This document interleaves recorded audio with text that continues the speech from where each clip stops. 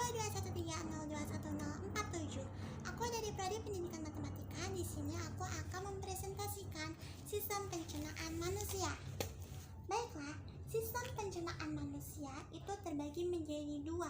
Yang pertama ada sistem pencernaan manusia secara mekanik, yaitu pencernaan manusia yang gerakannya seperti meremas atau mengunyah atau menelan, memompa, menghancurkan makanan yang tujuannya adalah mengubah ukuran makanan menjadi sangat kecil.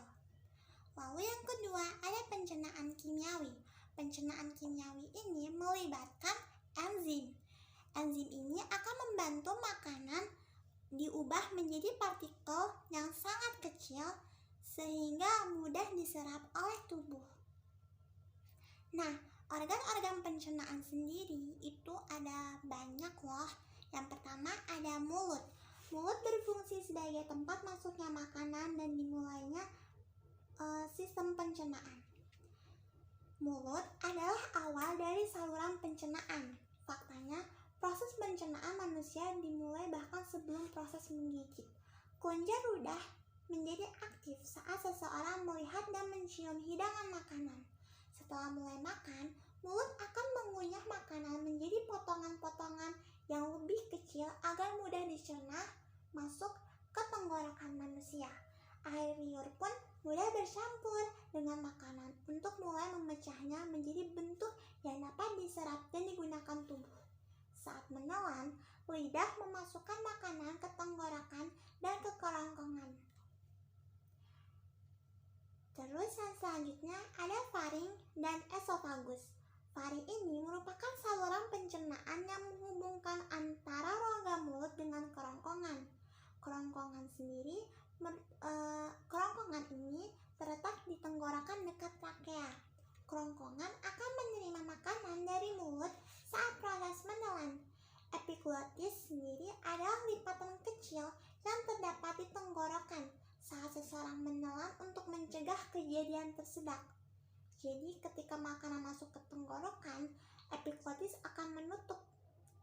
Serangkaian kontraksi otot di dalam kerongkongan yang disebut peristaltik mengantarkan makanan untuk menuju ke perut.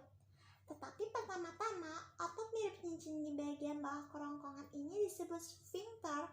Esofagus bagian bawah rileks terlebih dahulu untuk membiarkan makanan masuk. Sphincter kemudian berkontraksi dan mencegah isi perut mengalir kembali ke kerongkongan. Lalu yang ketiga ada lambung. Di lambung terjadi pencernaan kimiawi di mana makanan dicerna oleh enzim dalam getah lambung yang dihasilkan oleh sel kelenjar dinding lambung. Getah lambung terdiri dari pepsin, asam klorida, dan fungsi lambung itu untuk mencerna protein, menyimpan makanan selama 2-5 jam, mematikan mikroorganisme berbahaya yang ada di lambung karena ada asam lambung. Jadi, lambung ini adalah organ berongga atau wadah yang berfungsi untuk menyimpan makanan saat sedang dicampur dengan enzim pencernaan. Enzim ini melanjutkan proses memecah makanan menjadi bentuk yang dapat digunakan. Sel-sel di dalam lapisan lambung akan mengeluarkan asam kuat dan enzim kuat yang akan bertanggung jawab untuk proses pemecahan makanan. Jadi ketika makanan sudah diproses nih, sisanya akan dilepaskan ke usus kecil. Kemudian yang selanjutnya ada pankreas. Nah, pankreas ini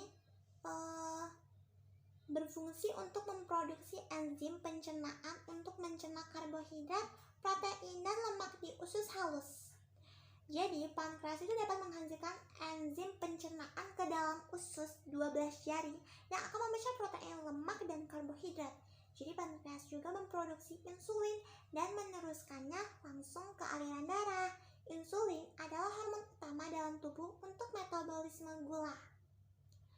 Selanjutnya ada hati. Hati adalah organ pelengkap dalam sistem pencernaan karena akan membentuk cairan empedu yang diperlukan dalam proses pencernaan lemak.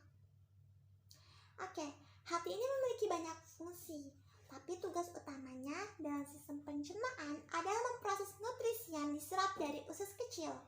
Empedu dari hati yang dikeluarkan ke usus halus juga akan memainkan peran penting dalam mencerna lemak dan beberapa vitamin. Hati juga berfungsi mendetoksifikasi bahan kimia berbahaya atau beracun. Lalu ada empedu. Kantung empedu atau empedu ini fungsinya adalah menyalurkan empedu ke usus halus. Jadi, kantung empedu ini akan menyimpan dan memekatkan empedu dari hati dan kemudian melepaskannya ke dalam usus 12 jari di usus kecil untuk membantu menyerap dan mencerna lemak. Selanjutnya ada usus halus. Usus halus merupakan organ pencernaan yang terletak di antara lambung dan usus besar. Bentuknya berupa saluran dengan panjang sekitar 670 cm sampai 760 cm. Usus halus dibedakan lagi menjadi 3 bagian, yaitu duodenum, jejunum, dan ileum. Nah, usus halus ini adalah tabung berotot sepanjang 22 kaki atau sekitar 8,25 meter yang fungsinya untuk memecah makanan menggunakan enzim yang dilepaskan oleh pankreas dan empedu dari hati. Jadi pada usus halus itu terdiri dari atas usus 12 jari, usus kosong, dan usus penyerapan yang kayak aku sebutin tadi. Jadi ketiga bagian usus tersebut akan bekerja sama untuk menyelesaikan pencernaan makanan agar menjadi bagian-bagian kecil yang diserap ke dalam pembuluh darah usus. Yang terakhir ada usus besar. Usus besar berfungsi untuk membusukkan sisa makanan membentuk feses dengan dibantu oleh bakteri E. coli. Usus besar terdapat beberapa bagian, yaitu kolon sebagai tempat pemadatan feses atau penyerapan kembali air dari zat sisa makanan, rektum sebagai tempat menyimpan feses sementara, umba cacing yaitu bagian yang berbentuk seperti cacing. Oh iya, ketinggalan. Dan terakhir ada anus, berfungsi sebagai tempat pembuangan zat sisa makanan atau feses. Jadi ini di usus besar itu adalah tabung sepanjang kurang lebih 1,82 meter yang menghubungkan usus kecil ke rektum.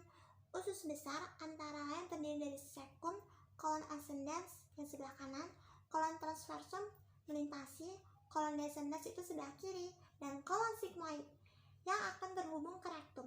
Usus ini bertanggung jawab untuk memproses limbah yang tersisa dari proses pencernaan.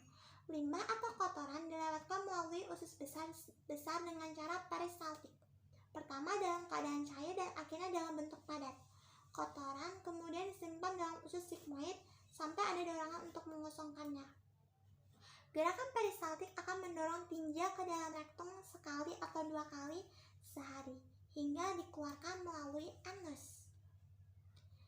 Nah, sistem pencernaan pasti memiliki gangguan. Nah, gangguan-gangguan pada sistem pencernaan itu antara lain sariawan, disebabkan oleh luka tergigit atau kekurangan vitamin C dan lain sebagainya. Lalu yang kedua ada sembelit, kesukaran dalam proses defeksi atau buang air besar. Diare, feses yang sangat cair akibat peristaltik terlalu cepat. Appendistis, radang usus buntu. Peritonitis, infeksi pada rongga perut.